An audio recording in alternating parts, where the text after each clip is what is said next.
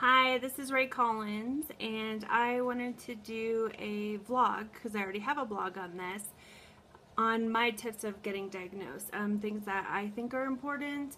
I'm not a doctor, and I'm not saying that this is going to get you diagnosed necessarily faster, but it is something to maybe consider and to look at. Also, an update, I'm at 3 weeks post-op, and I finally feel like I'm starting to lose a little bit of weight, but I still have this, but it's only been 3 weeks. So the first tips I have is when you go to the doctor, it's really important on telling them your first few symptoms.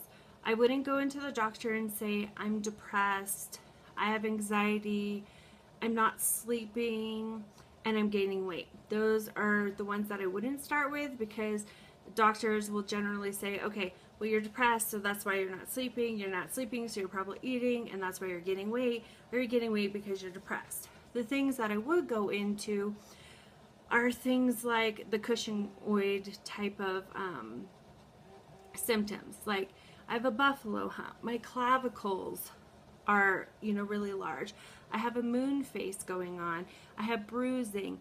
And then go into, I have, and I've noticed that I'm having weight gain, and I have insomnia, and I'm really wired at nighttime.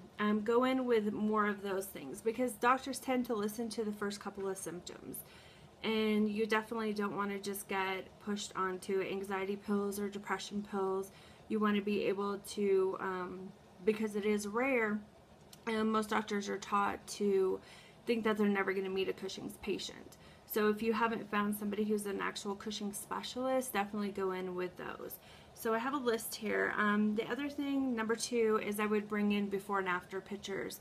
I think it's hard for somebody to say, like me, who gained 120 pounds, to be able to say, hey, I've gained 120 pounds. So when you hear that, you're like, okay, they've gained a lot of weight. But if you really show them like a before picture, like, hey, 6 months ago I look like this, compared to right now, 6 months later, I look like this. It's a really big change. Like, I can't even eat that amount to be able to gain that type of weight.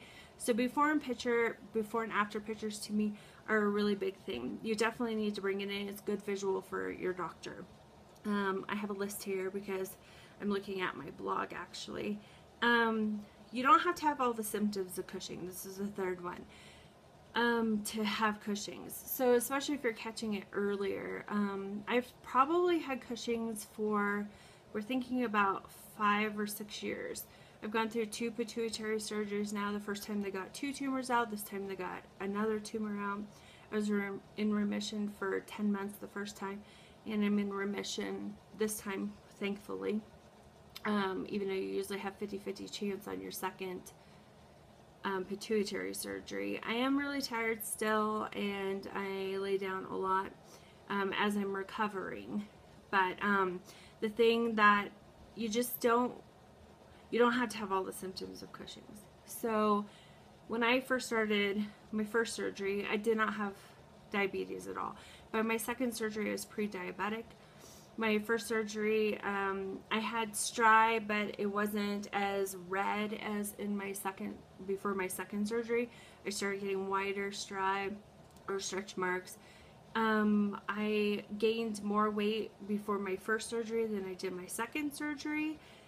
So there's different things. You don't have to have every single thing. There are some people who don't have stri at all. There are some people who don't have, like, the moon face.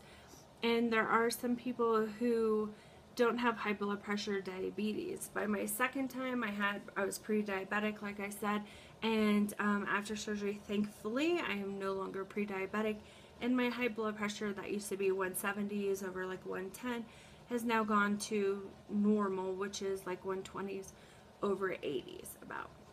So my third or fourth, I don't know which one I'm on, but join groups. Join groups like Cushing's, which is my Facebook group. It's CUSHINGS with 2 exclamation marks. There are other great groups out there.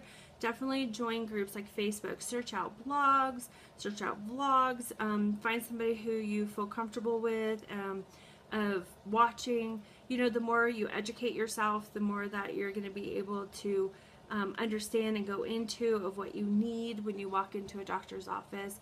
Most of the time they'll give you one test, which is the Dex suppression test. They want you to suppress to be able to have Cushing's. Well, I didn't. I never suppressed in my test, and I still had Cushing's. So you really have to fight for your diagnosis.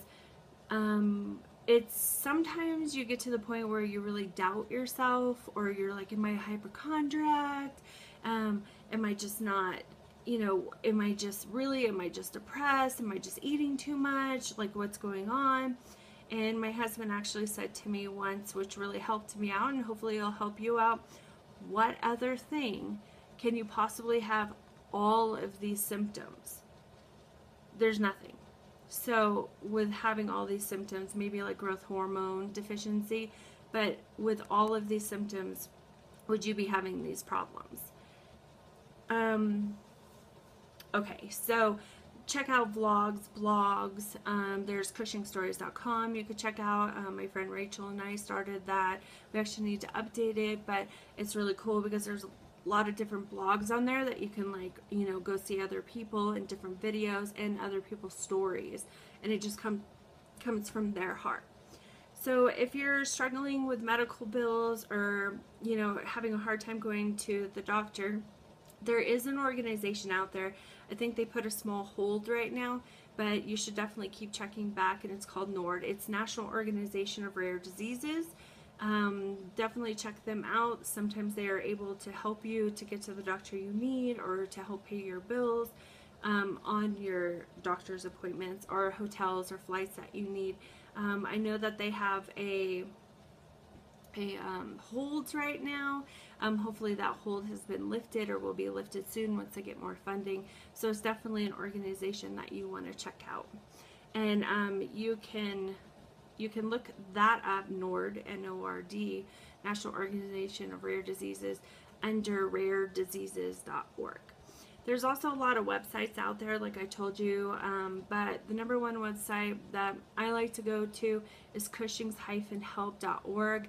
Mary O started that. It's an amazing website. You can basically search what you want. Say you want to look up ketoconazole, you can type that in and search anything, and it goes back years. I'm talking years, because she's been doing this for like 15 plus years. So definitely check that out. It's a really good website to look at. I really believe that knowledge is key. I've already told you about cushingstories.com. My last thing, or second to last thing, would be testing. Test. You could be cyclical.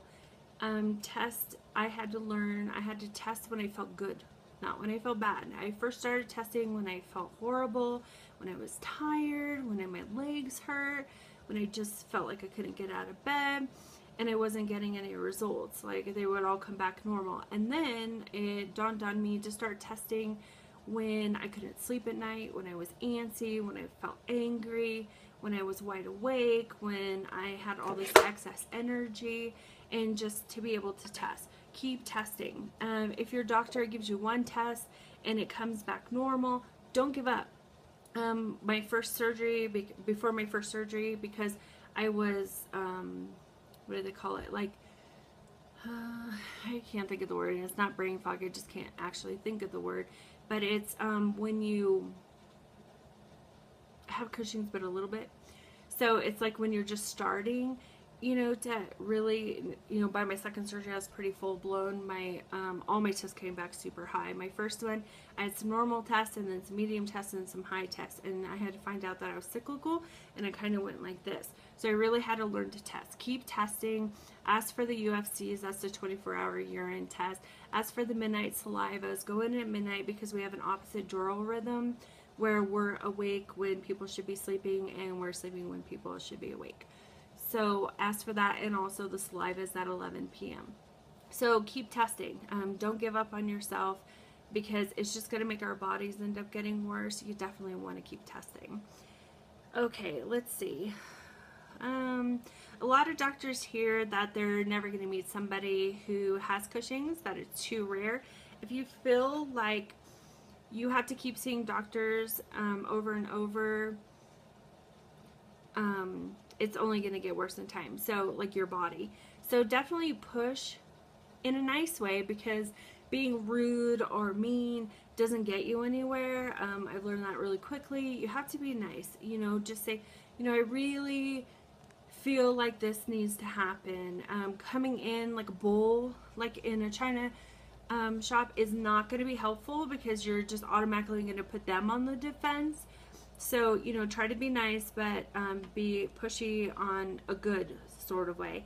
When you ask for an MRI or a CAT scan, for the MRI, always ask for a T3 MRI, because with the pituitary, the tumors there are millimeters. So it's very hard to find. 50% of all of the tumors aren't even found on the MRI. So make sure it's a T3 MRI. That's really important, not just a regular MRI. Okay, so those are just a few tips for me.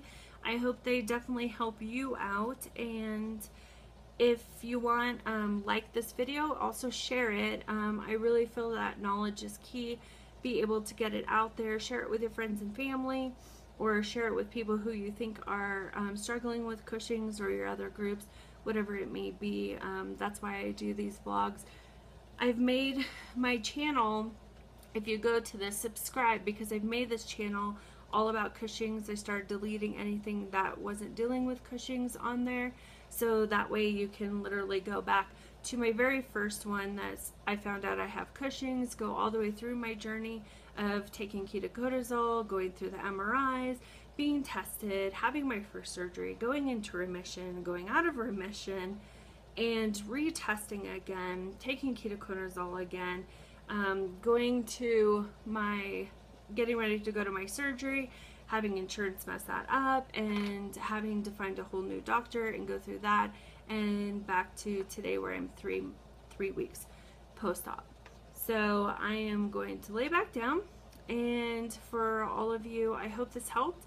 If it helped you, please give it a thumbs up, and I hope you have a really good day. If you have any questions, feel free to always contact me at here you could contact me, or you can always contact me on my Facebook group, which is Cushing's with ! Thank you. I hope you have a really blessed day.